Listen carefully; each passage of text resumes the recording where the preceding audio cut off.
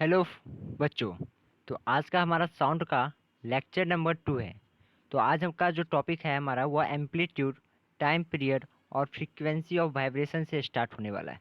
तो one by one आज हम देखेंगे कि हमारा एम्पलीट्यूड क्या होता है, टाइम पीरियड क्या होता है, फ्रीक्वेंसी हमारा क्या होता है। ओके, चलिए। On observing a vibrating body carefully we see that it move to and fro about some central position in regular periodic manner. कहा गया है जब भी हम कोई सपोज करिए, आप ये ड्रम ले लीजिए, ड्रम का काम आते रहेगा। जब भी आप इस पे हैमर करिएगा तब ये टू एंड फ्रो करते रहेगा। इसका जो अपर पार्ट है ये एरिया टू एंड फ्रो करते रहेगा ऊपर नीचे। Okay. This regular periodic nature of vibration is most easily observed by looking at the swing Bob of a simple pendulum. Okay, तो ये कैसे एक सिंपल एक्टिविटी से देखा जा सकता है जो हमारे पूरे दिनचर्या में होते हैं। Swing Bob of a simple pendulum. एक पेंडुलम हमारा होता है घड़ी में लटका हुआ। ओके, जो हमेशा ऐसे ऐसे करते रहता है, ऐसे ऐसे। तो यही पे वहाँ पे कहा गया है, वो भी मोशन जो हमारा है वो टू एंड फ्रो होता है। Okay, the swing Bob goes only up a certain position on either side of the central position। तो कहा गया है सपोज करिए ये हमारा स्विंग बॉब है। तो कुछ घड़ी ऐसे अगर हमारा रहता है और ये ऐसे है, तो ये इधर यहाँ तक जाएगा और यहाँ तक फिर यहाँ जाएगा, फिर ऐसे ऐसे करते रहेगा। ना कि इससे ज़्यादा दूर यहाँ पे आएगा और ना ही यहाँ पे आके रुक जाएगा। ओके, तो इसका एक जो है अपना एक मोशन है, एक यूनिफॉर्म मोशन है। ओके, रेगुलर ये सेम पोजीशन पे जाता है फिर सेम पोजीशन से आता है। एक इसका एक टाइम इंटरवल बना हुआ है जो इतना सेकंड लेगा ये यहाँ से यहाँ जाने के लिए, फिर इतना सेकंड लेगा ये यहाँ से यहाँ जाने के लिए। ओके, तो यही सभी सभी बातें यहाँ कही गई है। Thus we can say that a vibrating body has a maximum displacement on either side of its central position.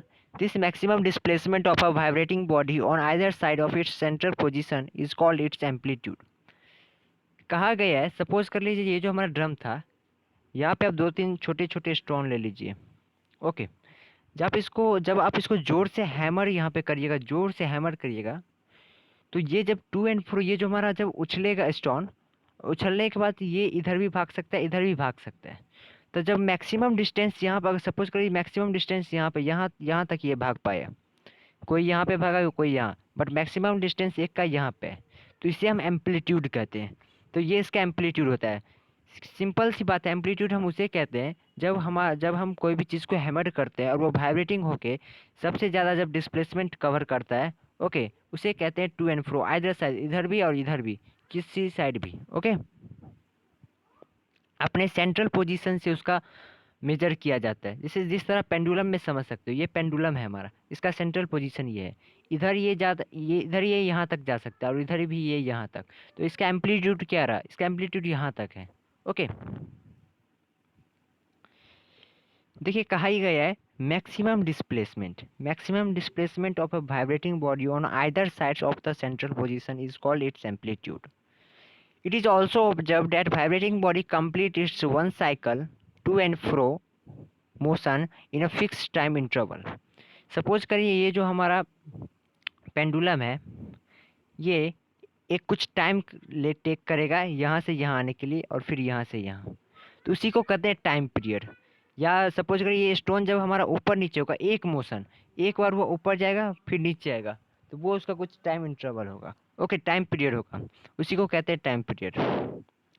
अब है the amplitude of a vibration can be measure in units of distance length. Amplitude जैसा कि मैंने बोला maximum distance, तो उसको किस चीज़ में मेजर किया जाता है, लेंथ में, जिसको मीटर या सेंटीमीटर में मेजर किया जा सकता है। Therefore its SI unit is metre, तो मीटर में, क्योंकि लेंथ का ऐसा यूनिट मीटर है हमारा। Likewise the time period of a vibrating body is measure in unit of time, therefore its SI unit is second. तो time period का हमारा ऐसा यूनिट होगा सेकेंड और एम्पलीट्यूड का होगा मीटर। ओके, अब है आगे the SI unit of frequency. Frequency के बारे में हम पढ़ने वाले हैं आगे, फ्रीक्वेंसी हमारा क्या होगा। बट फ्रीक्वेंसी का आप नॉलेज रख लीजिए कि इसका ऐसा यूनिट हमारा हर्टेज होता है। ओके, तो देखिए फ्रीक्वेंसी किसे कहते हैं? Number of vibration completed, number of vibration completed by time taken. Okay, कितने बार वो टू एंड फ्रो करेगा। ओके, कितने बार वो टू एंड फ्रो करेगा, ये आ गया, और कितने टाइम तक, तो वो उसका फ्रीक्वेंसी होगा। ओके, तो यही बात कही है फ्रीक्वेंसी के बारे में हमारा। कुछ नहीं ज़्यादा है, ये आपको 9 में और डिटेल से दिया रहेगा, अभी कुछ नहीं है, अभी बस इतना ही बताया गया है। नंबर ऑफ वाइब्रेशन कंप्लीट, कितने बार वो टू एंड फ्रो करेगा। ये एक सेट हुआ, ये एक बार, फिर दो बार, फिर तीन बार। ओके, और कितने टाइम में। अब we can say hertz is equal to 1/सेकेंड। अब हर्टेज को हम 1/सेकेंड भी कह सकते हैं, कि हर्टेज का मतलब होता है 1/टाइम टेकन, तो 1/टाइम पीरियड, 1/टाइम पीरियड, तो टाइम पीरियड का हम ऐसा यूनिट किया था सेकेंड। ओके, अब लाउडनेस और पिच में हमारा क्या डिफरेंस है ये हम समझते हैं। The amplitude of a sound determine its loudness. अब एम्पलीट्यूड कैसे, किस तरह से डिटरमाइन करता है कि लाउडनेस हमारा। Okay, more the amplitude of the vibration the louder is the sound produce. अब एम्पलीट्यूड के बारे में जैसा कि मैंने आपको बताया, जिसमें मैक्सिमम डिस्प्लेसमेंट करे, तो अगर मैक्सिमम डिस्प्लेसमेंट वर्क करेगा, मैक्सिमम डिस्प्लेसमेंट करेगा, तो आवाज़ जो होगी वो हमारी लाउडनेस होगी। लाउडनेस जोर से, जैसे कोई जोर से चिल्ला रहा है, जोर से जब चिल्लाएगा तो उसका एम्पलीट्यूड कुछ ज़्यादा ही रहेगा। एम्पलीट्यूड ज़्यादा होने के कारण लाउडनेस ज़्यादा होगा। तो इस तरह से आप एक समझ सकते हैं कि amplitude is directly proportional to loudness. L for loudness, A for amplitude. Okay, देखिए यहाँ पर लिखा गया है the amplitude of a sound determine its loudness, more the amplitude vibration the louder is the sound produce.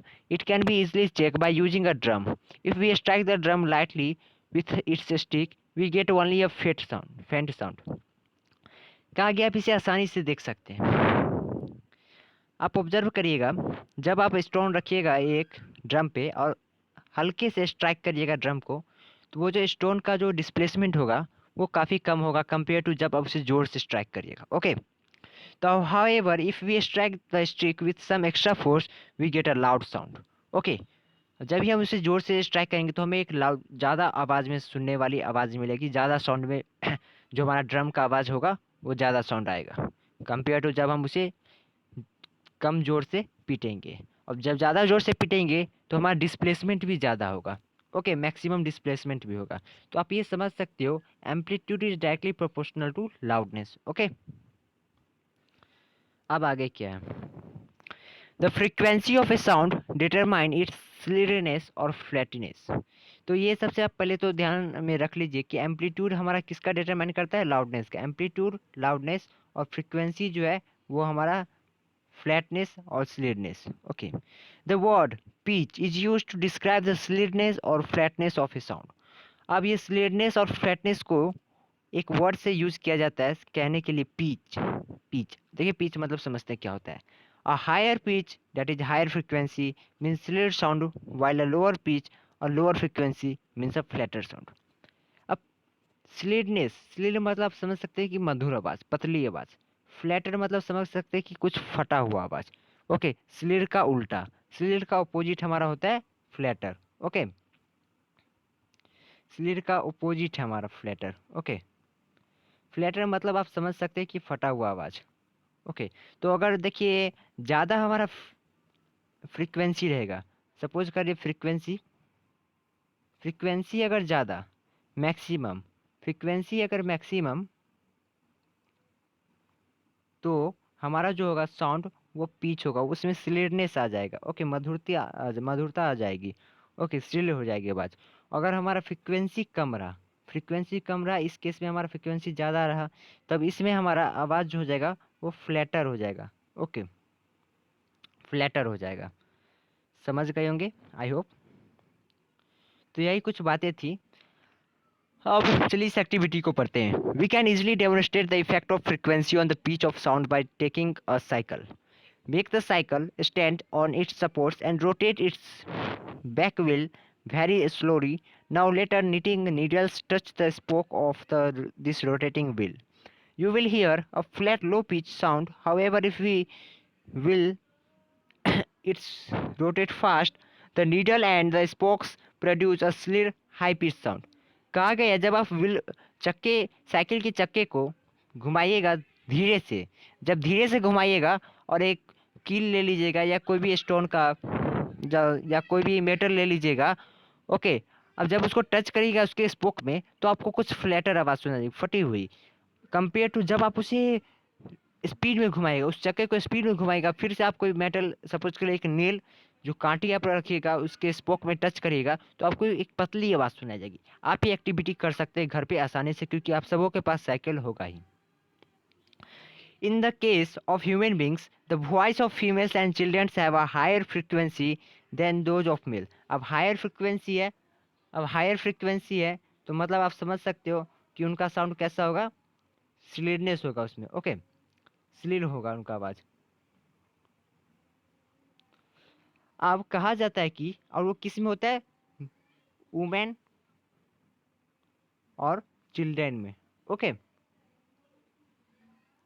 Women और children में हमारा जो होता है वो हाई फ्रीक्वेंसी होता है, तो हाई फ्रीक्वेंसी के कारण उनकी आवाज़ पतली होती है। तो एग्ज़ाम में आपसे पूछा जा सकता है कि क्यों बच्चों और वुमेन की आवाज़ पतली होती है, तो इसका आंसर आप दे सकते हो कि क्योंकि उनका जो फ्रीक्वेंसी होता है, फ्रीक्वेंसी उनमें ज़्यादा होता है। देखिए अब लिखा गया है the male voice is therefore flatter that has a lower pitch than the female voice और the children child's voice, okay, इसलिए हमारा मेल का जो वॉइस होता है उनमें फ्रिक्वेंसी कम होता है, फ्रिक्वेंसी कम होने के कारण उनका जो आवाज़ निकलता है वो थोड़ा फ्लैटर रहता है, ओके, थोड़ा मोटा रहता है आवाज़, ओके। अब ये एक्टिविटी देखिए क्या है हमारा, ऑडिएबल एंड इनऑडिएबल। देखिए ऑडिएबल साउंड मतलब होता है जिसे आप सुन सकते हो, इनऑडिएबल मतलब होता है जिसे आप नहीं सुन सकते हो।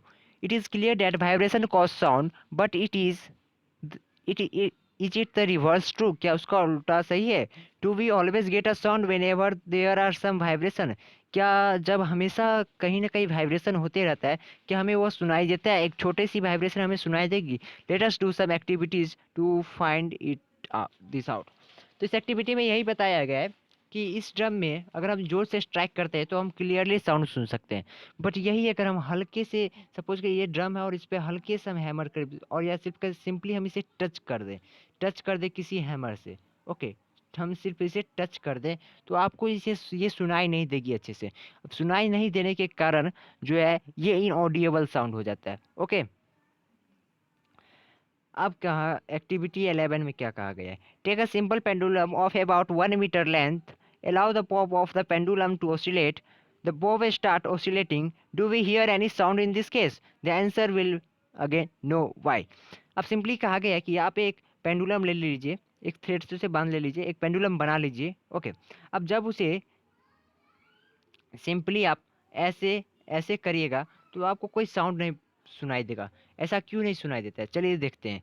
Experience and repeated observations reveal that if the frequency of vibrating body is less than 20 cycles per second or 20 hertz, its vibration do not produce any audible sound। कहा गया है अगर 1 सेकेंड में अगर ये 20 सेकेंड नहीं कर पाता, 20 सेकेंड बार ऐसे ऐसे ऐसे नहीं कर पाता, टू एंड फ्रो नहीं कर पाता, टू एंड फ्रो नहीं कर पाता, टू एंड फ्रो नहीं कर पाता है, तो यह हमारा इनऑडिएबल साउंड होगा। समझ गए। इसी को अगर आप स्पीड में घुमाइएगा, स्पीड में घुमाने के बाद आप सपोज आप सुनिएगा कि आपको साउंड सुनाई जा दे रहा है, okay. Thus, vibration of frequency less than 20 cycles per second are again inaudible sound. We also called them as infrasonic। अब इंफ्रासोनिक एक ऐसा साउंड है हमारा, ऐसा साउंड है इनऑडिबल साउंड के कैटेगरी में आता है। देखिए इनऑडिबल साउंड हमारा 2 टाइप का होता है, चलिए देखते हैं अच्छे से। सपोज करिए हमारा है इनऑडिबल साउंड, इनऑडिबल साउंड ये 2 कैटेगरी में बांटा गया है, ओके।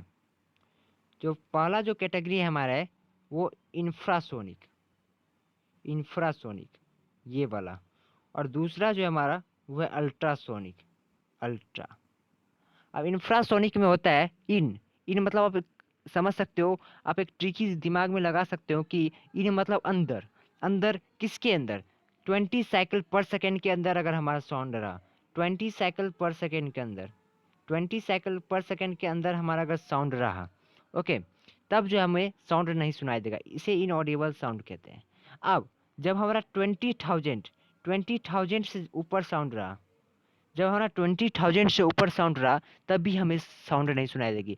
मीन्स कम रहा तो भी नहीं सुनाई देगी। अगर काफ़ी ज़्यादा है, 20 हर्ट्ज से ज़्यादा है, 20,000 हर्ट्ज से ज़्यादा है, तब भी नहीं सुनाई देगी। आई होप आप समझ गए होंगे क्या होता है इंफ्रासोनिक और अल्ट्रासोनिक। चलिए ध्यान से और पढ़ते हैं। It turns out that even very high frequency vibration do not produce audible sounds. These are vibrations of frequency more than 20,000 Hz or 20 kHz. देखिए जो हमारा 1000 होता है वो हमारा आता है 1 kHz, 1 किलो हर्टेज। ओके, अब आगे क्या है हमारा, we call them as ultrasonic sound. The human ear are recognize only those vibrations as audible whose frequency value lie between this. Okay, तो अब इसे ध्यान से लिख लीजिए कॉपी में कि ह्यूमन ऑडिएबल जो हमारा ह्यूमन बींग्स होता है वो इतने के साउंड के बीच में के ही, इतने अगर फ्रिक्वेंसी ना इससे कम और ना इससे ज़्यादा रहा तब वो हमारा ह्यूमन बींग्स एक अच्छे से सुन सकता है। Okay, so we thus concluded that in audible range, the frequency of sound for human beings extended from about 20 Hz to about 20,000 Hz. तो कहा गया है एक ऑडिएबल रेंज, जैसे हमारा विजुअल रेंज था आईर में तो उसमें हमारा था 25 सेंटीमीटर टू इन्फिनिटी। तो यहाँ पे जो हमारा ऑडिएबल रेंज है ये हमारा 20 Hz से लेके टू 20 kHz तक। ओके, ये है हमारा ऑडिएबल रेंज। अगर इससे कम भी रहा तो भी नहीं सुनाई देगा, इससे अगर हमारा 20 kHz ज़्यादा से ज़्यादा रहा तब भी नहीं सुनाई देगा। Sound of frequencies below 20 Hz cannot be detected by human ears. Such sounds are called infrasonic sounds and are inaudible to us. Sound of frequency higher than 20 kHz are called ultrasonic sound और ultrasound, ultrasound भी उसे कहा जाता है। They are again inaudible to the normal human ear. Okay. अब देखिए noise and music. Noise और music में क्या अंतर है हमारा। अभी तक तो आप म्यूजिक सुनते होंगे बट नॉइज आपके टीचर सुनते हैं, नॉइज आप नहीं सुनते हैं। क्लास में जब आप नॉइज करते हैं तो उसे नॉइज कहा जाता है। जब आप बातचीत करते हैं, मरमरिंग करते हैं, कोई एक बच्चा दूसरे से कर रहा है, ऐसे ही करके बहुत करते हैं तो ये नॉइज एक होता है। और बहुत तरह के नॉइज होते हैं, चलिए हम देखते हैं। We hear different types of sounds around us, their effects on us is however different. The feeling of effect associated with a given sound can vary from person to person. देखिए different person को different चीज़ पसंद है, तो जो आपको अच्छा लगे वो उसे, जो आपको म्यूजिक लगे वो उसे नॉइज लग सकता है, जो आपको नॉइज लगे कि अरे ये फालतू की आवाज़ कहाँ से आ रही है वो दूसरे को अच्छी लग सकती है। Okay, different person to person है। A sound which is pleasing for one may be disturbing noise for another. Okay, जैसा कि मैंने आपको अभी बताया। However a general rule, certain sounds produce a pleasing और soothing effects on us while other can disturb us and cause irritations and unpleasant feeling. All of us have had the experience of hearing a street dog barking at one another. Truck, buses, and cars may honk their horns at the sight of traffic jam. How do we feel on hearing these sounds? It certainly is not a pleasant feeling. कहा जाता है जब भी हमारा कोई dog parking करता है बहुत ज़ोर से आवाज़, ओके, दो तीन डॉग मिलके, या कोई भी ट्रैफिक पे हमारा जब बस ट्रक, जब ट्रैफिक लगा हुआ है और उस पर से बस ट्रक वाले हॉर्न बजा रहे हैं तो वो सब साउंड हमें अनप्लीजेंट लगते हैं, वो सब सुनना हमें अच्छा नहीं लगता है। तो ये सब आ गए हमारे नॉइज में। All of us have had to experience of hearing the street dogs barking to one another. ओ, ये तो बात मैंने पढ़ लिया। ओके, तो we call all such unpleasant sounds are as noise.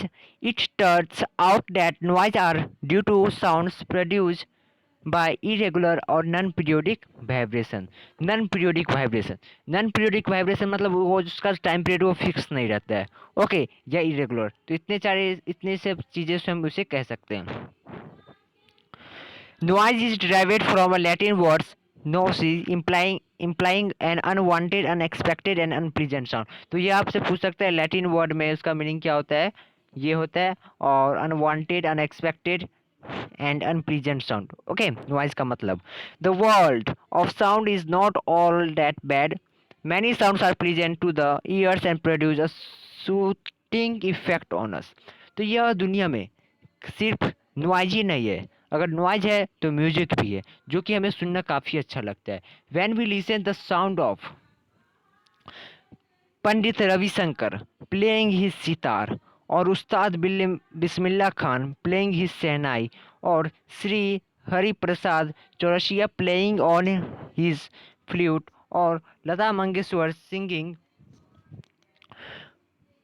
Singing one of her song, we feel relax and happy. तो ये सभी साउंडें हमें अच्छे लगती है, सितार की, शहनाई की, ओके। और आपको जो म्यूजिक अच्छी लगी, the sound gives us a pleasant and comfortable feeling.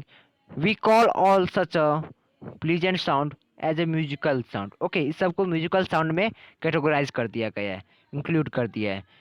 A musical sound or music is thus a sound which produces a pleasing feeling. It makes us feel happy and comfortable. It turns out that such a sound are produced by regular और periodic vibration. ये हमारा regular sound होता है, periodic vibration मतलब इसका एक time period fix रहता है हमारा, ओके। अब नॉइज पॉल्यूशन देखिए, नॉइज पॉल्यूशन हमारा कहाँ से आता है, ये सभी बातें अभी हम पढ़ने वाले हैं, ओके। तो नॉइज पॉल्यूशन हम स्टार्ट करते हैं।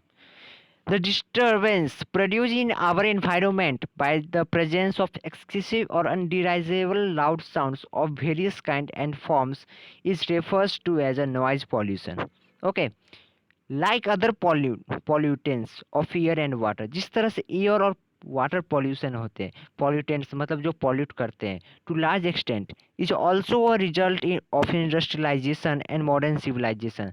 The problem of noise pollution is not that bad in small towns and villages. However, person residing in villages or towns located along a national highway or close to railway track or industries very often may also have to bear the brunt of excessive noise.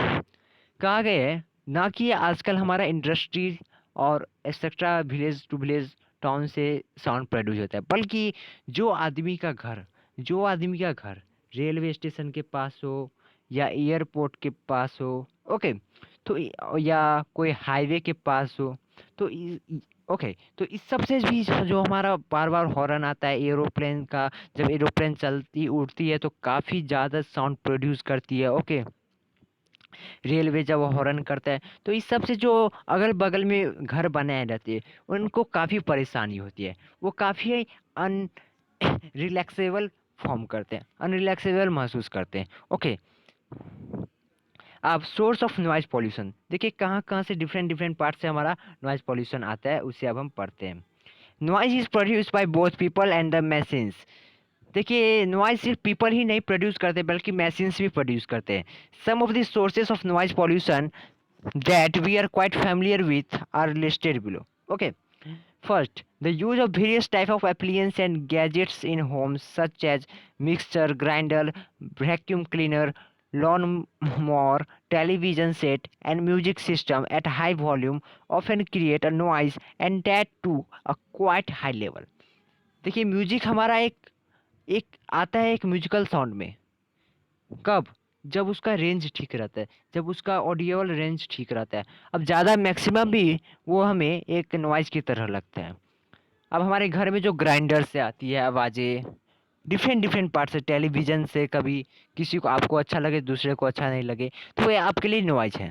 तो इन सब से ये हमारा domestic आ गई कुछ, जो कि हम घर में हमें मिलता है। अब देखिए स्ट्रीट नॉइज़, अब सोसाइटी में कौन सा नॉइज़ होती है? Street noise, traffic noise, public transport, playground, shopping malls and market places, loud speakers in social functions and so on quite often cause a noise pollution. तो स्ट्रीट नॉइज़, जब आप street पे चलिएगा तो कभी डॉग बार्किंग करेगा, कोई हल्ला कर रहा है, कोई कुछ कर रहा है, कोई बातें कर रही है ज़ोर ज़ोर से। Traffic noise, horns, public transport पे ज़ोर ज़ोर से सारे ड्राइवर सब चिल्ला रहे हैं, आओ मेरे गाड़ी पे, प्लेग्राउंड में, शॉपिंग मॉल में, सच। तो यही सब बातें हैं हमारे। जो तीसरा है हमारा, वो है हमारा Small factories, large manufacturing units, and construction equipments often cause unpleasant sounds of quite a high loudness level. This is because they often use a large number of machines. तो large number of machine use होने के कारण industrialisation में large use of machines होने के कारण काफ़ी ज़्यादा मात्रा में हमें साउंड प्रोड्यूस होती है उनसे, जो कि हमें एक नॉइज फील होता है. ओके. फोर्थ है, there are also lots of other sources of noise pollution that should not be ignored. Noise coming from dripping taps, ticking of clocks and cooler etc. may disturb and irritate us. देखिए, जब आप परेशान रहिएगा तो आपको हर एक चीज़ से समझेंगे कि आपको उससे नॉइज ही आ रही है. ओके. ओके. देखिए, कुछ ऐसे साउंड है जिसे हम रोक नहीं सकते हैं. किससे? अब जब नल हमारे चलती है, जब नल चलती है उससे जब पानी गिरती है तो उससे भी हमारा साउंड प्रोड्यूस होता है, बट उसको हम रोक नहीं सकते हैं. ओके.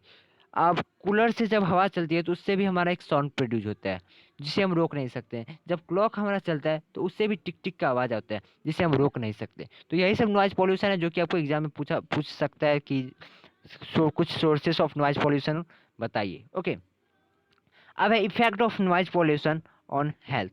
अब नॉइज जो पॉल्यूशन होता है वो अब हेल्थ पे कैसे इफेक्ट डालता है, उसके कारण हमारे हेल्थ पे क्या सब होता है, देखते पढ़ते हैं. It has now been well established that presence of excessive noise in the surroundings can cause many health-related problems. Okay, the ill effects of noise are many. It may affect the physiology as well as psychology of the affected people. We listed below some of effects that noise pollution can cause on human health through its continued effects over a large period of month and or a year. जब कोई person एक दिन, 2 दिन, 1 सप्ताह, 2 सप्ताह बर्दाश्त करता है साउंड, पर वही जब 1 महीना 1 साल हो जाता है तो उसका इफेक्ट पे, उसकी बॉडी के इफेक्ट पे काफ़ी प्रभाव पड़ता है. देखिए पढ़ते हैं और आप इसी में लिखते जाइएगा, मैं अंडरलाइन करते जाऊंगा क्योंकि इससे क्वेश्चन पूछा जा सकता है 1 वर्ड का, MCQ टाइप का. Okay. The most immediate effect is deterioration of mental health. दिमागी पे देखिए, दिमाग पे किस तरह से असर करेगा. Continuous noise can create panic, एक सर दर्द की तरह. The affected person may become jumpy and his her frustration level may increase. अब वो बेचैन हो जाएगा, उसको उसका फ्रस्ट्रेशन लेवल जो है काफ़ी इंक्रीज हो जाएगा. इट में also result in lack of concentration of mind.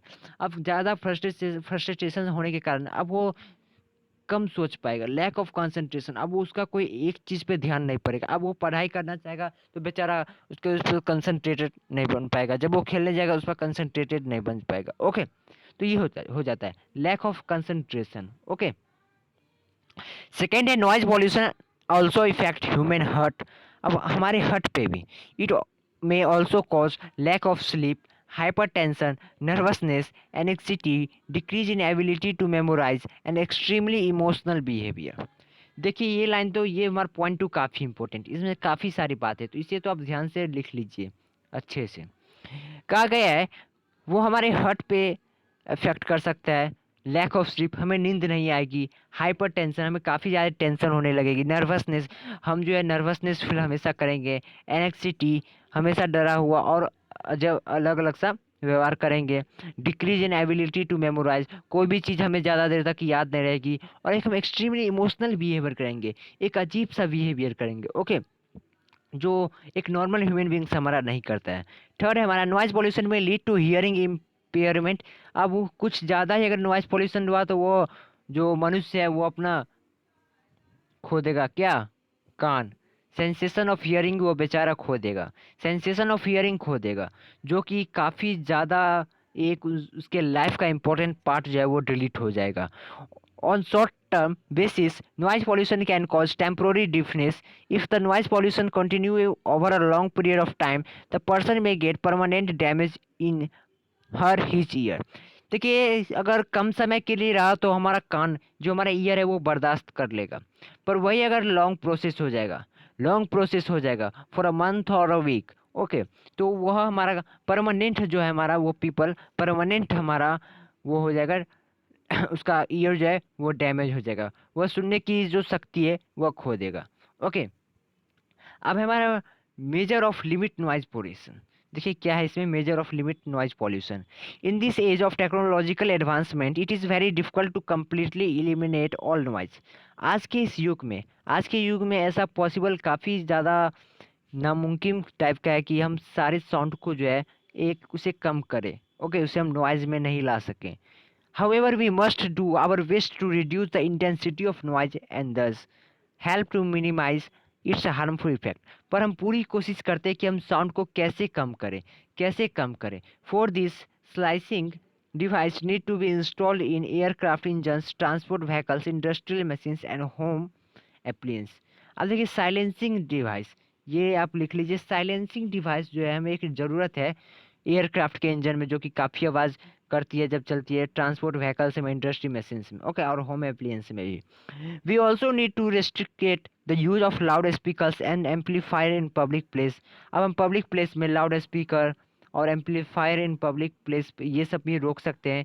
Different industrial units must be set up far away from residential area और लोकेलिटीज़।